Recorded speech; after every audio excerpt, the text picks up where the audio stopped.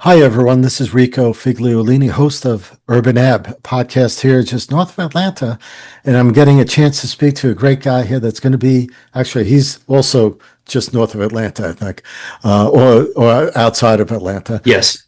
right? Brian Colin, who's a sculptor, graphic designer, developer, game developer, TTRPG game developer, who's going to be actually at MomoCon this year, May 21st through the 24th. So I appreciate the time you're giving me, Brian. Thanks so much for having me on, and especially also promoting the show. MomoCon's really fun, and it's really been growing on the tabletop role playing game space as well. So it's good to try and get more people out for that. Yeah, there's a lot more going on, I think, with that. And it sort of, there's another convention just the week before, actually, called DreamHack Atlanta. Ah, It's a yes. big gaming convention. They also have a big, I think it was 90,000 square feet of space, of tabletop space as well. So it's sandwiching Georgia Game Week, I think, or Digital Game Week or something like that. So Okay. a lot going on that week. Absolutely. Yeah. Yeah. There's never a slow time in playing make believe. No, for sure. And we were just talking about that a little before. I haven't played TTRPG. I've played tabletop games like Risk and stuff like that, Hmm. but not Dungeons and Dragons. But right, I mean, I mean, yeah, it's all kids are people sitting creative. around a table having fun, telling shared stories together. Yeah, Usually, one person kind of guides the process, but the right, best type of experience is when everybody contributes. When whoever's kind of the dungeon master or game master, if right, they're saying yes and building on what the players are saying and what they want to do, because the more creative players can be, the more of a fun experience is had by everybody at the table. for sure. And I'm gonna be checking that out when I get to MomoCon. Hey, Um, if you're going to MomoCon and you want to play, there's lots of games being run, and I know I'm running at yeah, least one game, so I'd yeah, love to have you at my table. okay, that'd be cool. I'll check that out. So tell us a little bit about your background. My Because background. you didn't Sure. start in tabletop. So tell No. us just where you're coming from. This way people sort of understand a little Well, if I go really far back, my real background is in graphic design. I went to art school with the intention of going into comic book illustration and didn't feel like I had the skills and bit. switched to a visual communications major. And then when I moved from Maryland down to Atlanta in '97, after a few months of trying to work on comic book stuff, I got a job at a print shop. And that's where I really kind of cut my teeth with getting a better understanding of graphic design and how it all worked. I worked there for a few years while also working at a coffee shop, and then moved on to a small boutique graphic design studio that I worked at for 10 years before I left and became self employed and started my own graphic design studio, which I had for another 10 years. Wow. And you've done, I think I was trolling through your stuff a little bit. You've done websites, you've done corporate logos, you've done, Yes. I think Tin Drum, you did some stuff for them. I started working with them when they were first opening their first location down at Georgia Tech. They had the logo and branding design, but I started doing all of the interior signage. I did some website design stuff, some secondary as the logo evolved. I worked with them for I want to say almost 10 years as well before Really? I finally. In Wow. 2016, I did my first convention outside of Atlanta with like large monster taxidermy, these weird creatures that I would sculpt and from my own fantasy worlds. And that's when I realized that there were other people that played make believe like I did. And that's when I started diving into creating adventures and creating an art book and a campaign setting and bestiary and continuing to grow all the things that I make starting in 2016. And slowly over time, I backed away from my graphic design clients and started doing more and more in the industry that I'm so passionate about. That's interesting. You started in the printing industry. When I moved here in 95, just before the Olympics, I worked for a print shop, commercial printing.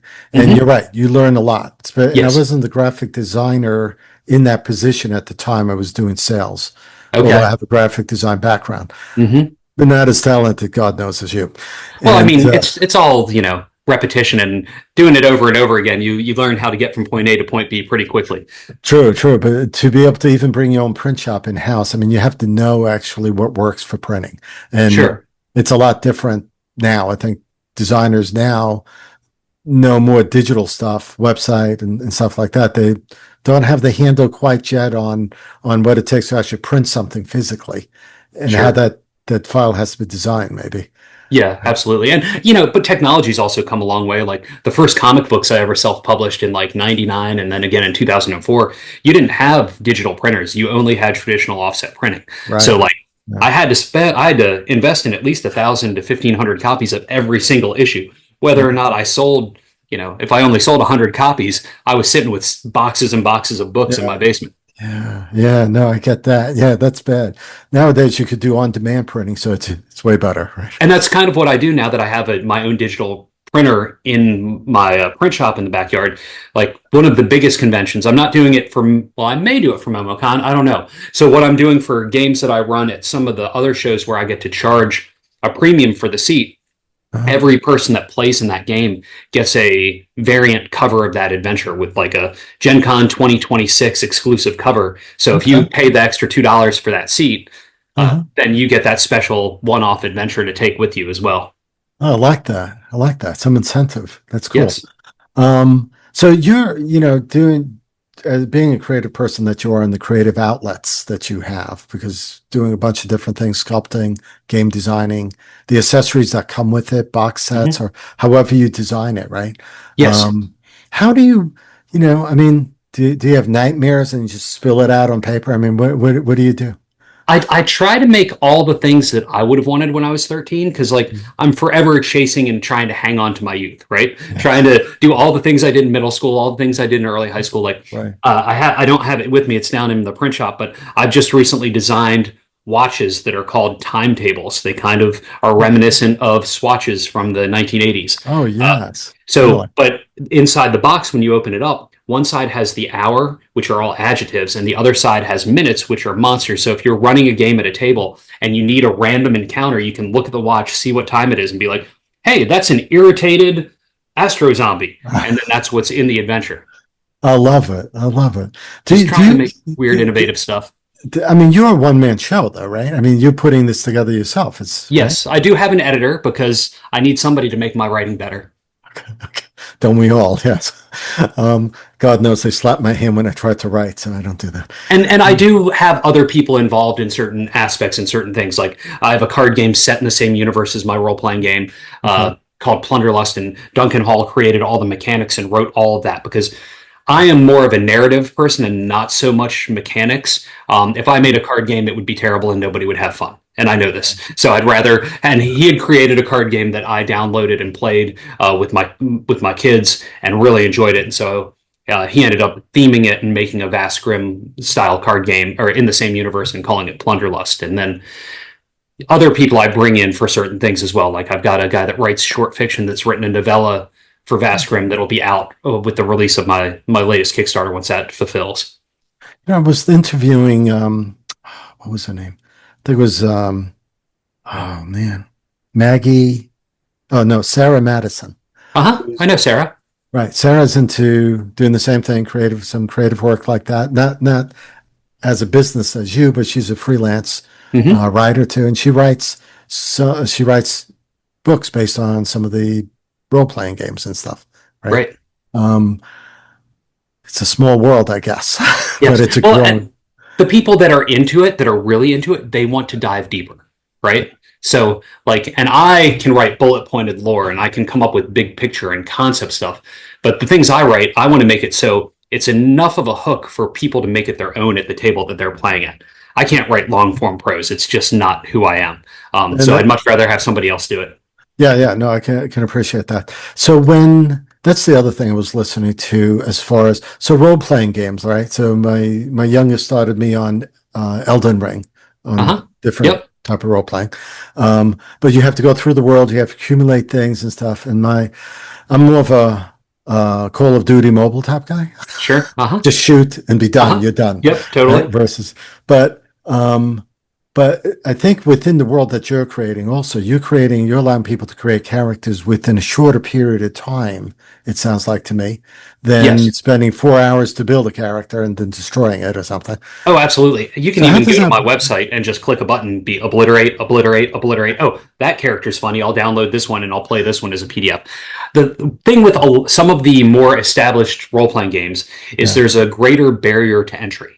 And I want people to sit down at a table and start playing fast. I want people to have fun quickly because the sooner you get into the fun, the sooner you're like, oh, I want to come back and do it again. yes. That's what I like about it. That's what, I feel like someone that doesn't know about these games and stuff or has a small surface level that they could come in and just do it. Yes. Right? I mean, And reasonably. I don't want to sit down with a 300-page book, try and figure out how to make a character, and then figure out the rules of the game. I want, Right. I want people playing fast. Yeah.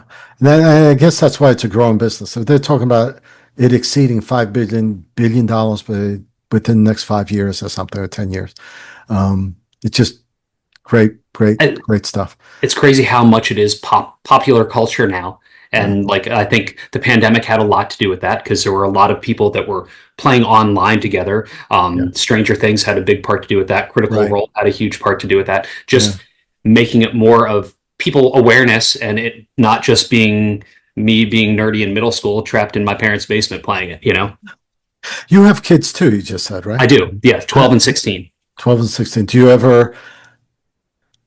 they ever play with Oh, you absolutely. or- Like, so I'm in West Georgia and I host a RPG night at a local brewery, like a few minute walk from our house twice a month. And they come every time and they always play in somebody else's game because there's different people that run games at the beginning of each night. It's like, I'm running this and I'm running this and I'm running this. And then people flock to whatever table they want to play at. And they play enough with me because then I also host a game at the house once a month that I play with them and another kid and that kid's parents. And so they've been playing probably forever. They've been going to conventions with me as well. Okay. And so they play board games too because, we like all the nerdy stuff. Does it rub off on them? Do they say they want to get into the same industry? Not yet, but they have co-published, they have written for a game that we developed together a few years ago that was more kid focused called Over the Troll Bridge that I play tested with them and a bunch of other kids that I'd started a group at a local restaurant, then the library, and so they helped create that game with me, and so their names are on in the credits of that and one or two other adventures as well because nothing like seeing your name in a book. Oh yeah, for sure. So how do you start a project? Do you start it? I'm a visual person to a degree. Sure. Yep. And I take walks and I listen to a lot of music and stuff, and I'll think about creative things that way. But how do you start? Do you start with the visual style? Do you start with how do you get A little where bit. you're going? So like the role playing game Vast Grim, I started with a sculpture. I played another role playing game called Morkborg, which is a rules light game that's it has a very music poster feel every page you turn. It was all very art heavy, very art punk, and my game is based off of that because they have a rule set that anybody can use as long as you don't include anything hateful in your books, right? So I used their format and kind of their overall table of contents in a way and rearranged some things. But after I played that, I was inspired and I sculpted this one big monster that you can't really see right now, but one of the ones that's in the main book called a Warhound. Okay. After playing that, I wanted to sculpt something that was a little more sinister or darker, creepier than the more whimsical fantasy creatures I had been sculpting. And I'd been playing so many fantasy games, I just wanted to play something more sci-fi. So that's how I steered into this direction. Now, as I continue expanding things, I kind of go back and forth. Like sometimes I'll have an idea for a location or a crime boss or something big that I want to create, and then I'll start sculpting something or drawing something, and I'll just kind of go back and forth. I do a little art, I do a little writing, do a little graphic design, and kind of go back and forth because that keeps my brain jumping around, which keeps me engaged. So when you're sculpting, are you using like clay and stuff like that first? I use a lot of the stuff. I use Magic Sculpt, which is a 2-part epoxy.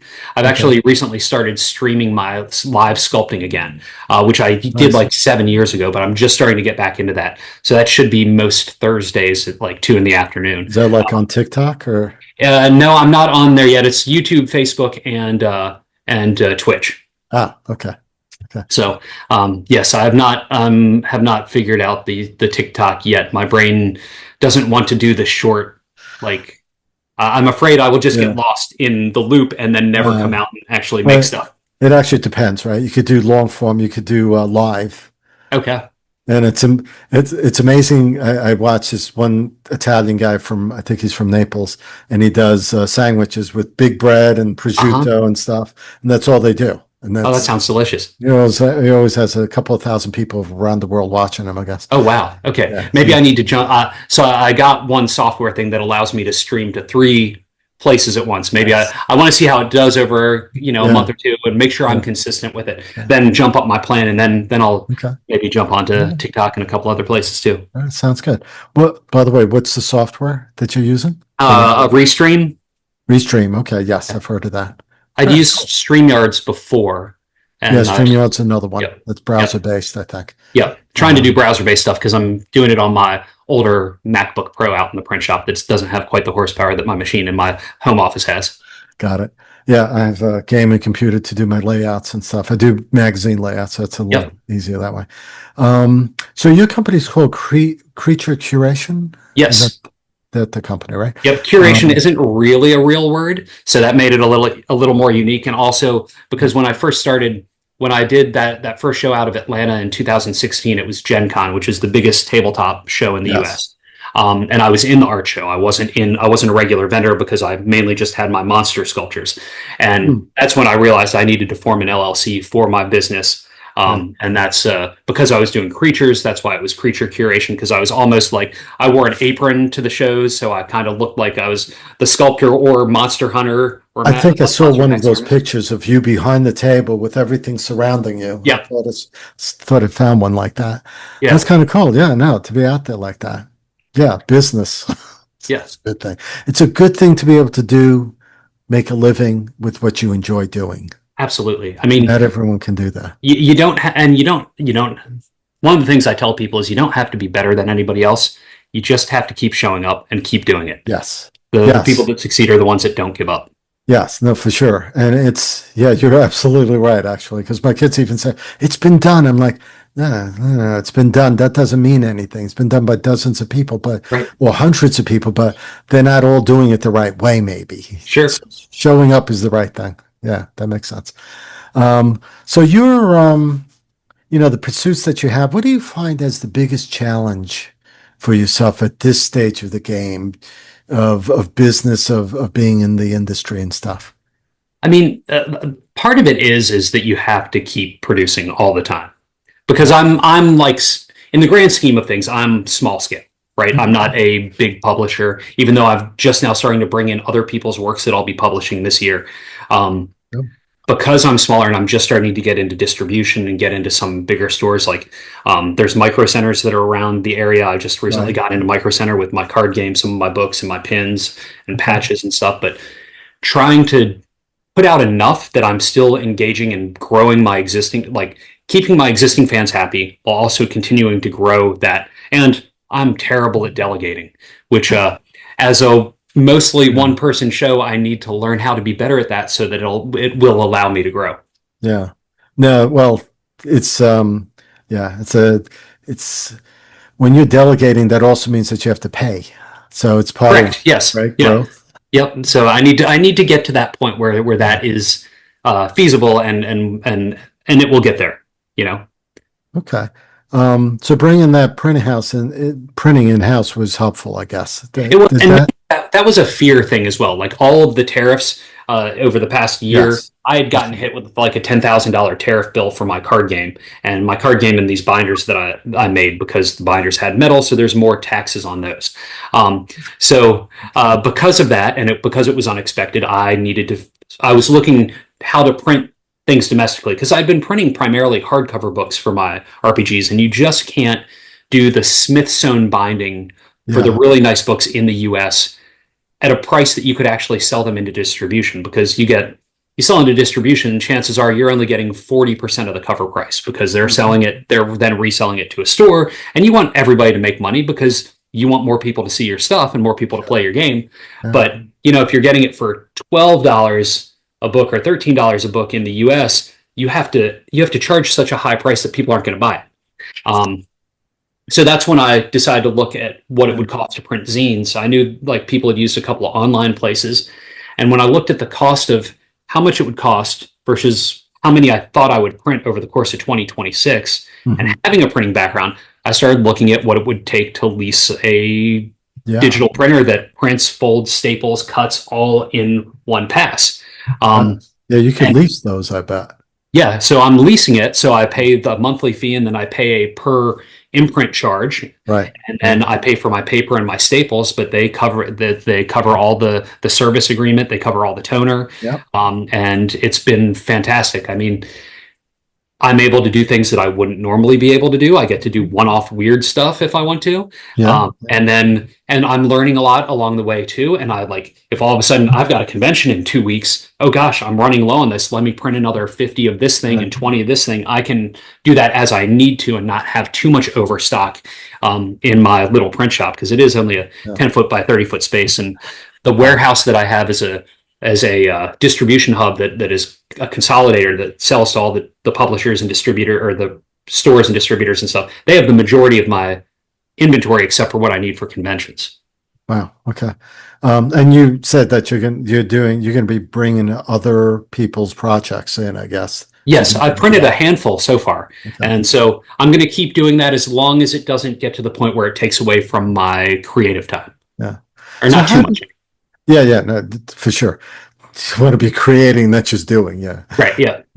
So, with all the groups, all the players, all the, your group, your clientele is growing, if you will, right? Yes. So how do you keep community active? How do you stay active in that community? How do you work that? I mean, there's all sorts of Reddit. I've seen you on Reddit. I've seen you on different places.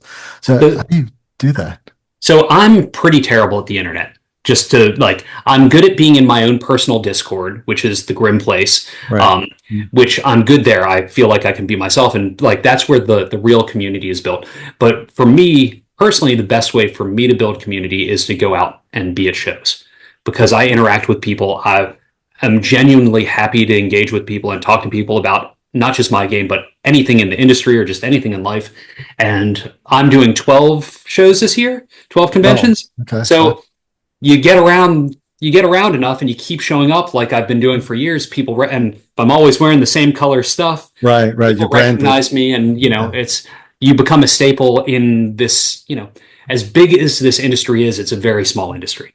So and as long as you're nice to people and help people out, it's so easy to make friends. Oh yeah, I bet you it comes back in tenfold. Yeah. So is that how you market that? I mean, mainly that way? Newsletters? That and through crowdfunding. I mean, crowdfunding has been the best way to get new customers and to build the trust of existing customers. Right. And also through Patreon, releasing monthly content, that helps as well. Okay. So when you're have you come across any fans that have contributed somehow to you, not monetarily, but idea wise? Or absolutely. I mean, the Duncan, who I said is the guy that made the card game. Yeah. He had backed some of my Kickstarters, and then I had a game jam, which is a thing on itch where you create a concept and people write adventures or whatever, submit them, and then there's usually like a contest. He submitted an adventure, and so that's how I followed him on itch, and that's how I discovered his card game. So yes, there have definitely been ways of people being fans that then and then I have other people in my Discord now who have recently done third-party Vascrim adventures and fiction, because anybody can make stuff for Vascrim using the license and make their own money off of it without giving me anything. So really? Okay. Yeah, so there have been multiple zines that have been printed that other people have done. I didn't realize that. Okay. That's one of the best things about the indie RPG scene is we all want to lift each other up and we all just want to play games together. That is so true. My youngest serializes fan fiction for Azure Games, I think. Okay. but it's an interesting industry where he serializes it online and people follow, comment, and stuff. It's kind of cool. Awesome. And he's working his fiction, so he's getting better at writing. Wonderful. Um, the so do you see the industry changing at all? What do you see coming in the next 5 years for this industry? Any changes or?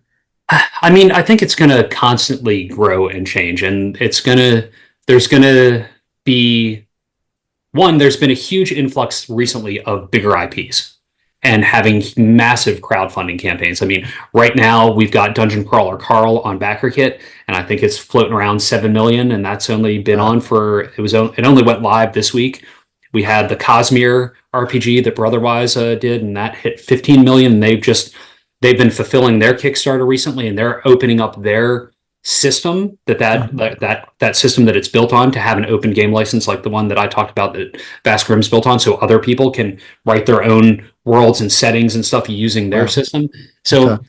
I think people are going to continue to be innovative. I think it's going to keep bringing more people into playing because not only is it pop culture, but it's also generational. Like you would ask me about my kids, they're playing, and like there's other people that there's a third generation now, especially the people that started in the early days in the early 70s when it was first coming out that now may have had kids earlier than me and like now have grandkids that are coming into it as well. So I mean, it's just going to keep growing. Generational. It's Yeah. amazing. How do you keep, when you're running a game for so long, how do you reinvigorate or energize or re-energize? Do you need to, or you don't find that you need to? You see that it's doing its own thing. Well, for me, I keep making like I made the core rule book, and that's all anybody ever needs to spend money on. Okay. But then I get to keep writing supplements, adding new characters, new lore, new things like that because it's what I want to do. So I keep building and adding to it. Like usually I'm working on 3 different books at one time. They're short, like they're like 48 page, anywhere from 36 to 48 page books. But I'm Right. usually working on 3 different books at any time so that my brain can jump around and keep it fresh in case I get stuck. But they're exploring different aspects of the universe. And eventually, like in my setting, everybody's getting infected by parasitic worms. And eventually the worms take over and you become the Grim, which are like alien hive mind zombies. So the goal is to try and escape the universe before it implodes. Wow. And if you escape, chances are there's probably somebody on your starship that's infected, and then you go and you're destroying a completely different universe or multiverse or whatever. So once I get through this setting, I can always jump to another one through the portal that's a very different place. And I can keep exploring new themes and new alien species and all that good stuff. It almost seems like it should be an anime or it should be like a TV show. Or It really should be. Yes, I got to pitch my fantasy setting. I got to pitch that as an animated series in LA, and that was fantastic. Just getting to do that was was wonderful. So what's that? What's the experience of doing that? So I met somebody that worked for this small animation studio at Gen Con, and then we worked for like 3 years going back and forth, refining my pitch, working on stuff, me constantly following up because I wanted to see this through, right? And that's kind of what you have to do. And so eventually he was like, okay, it's ready. The timing's right. I want you to pitch the president of this company.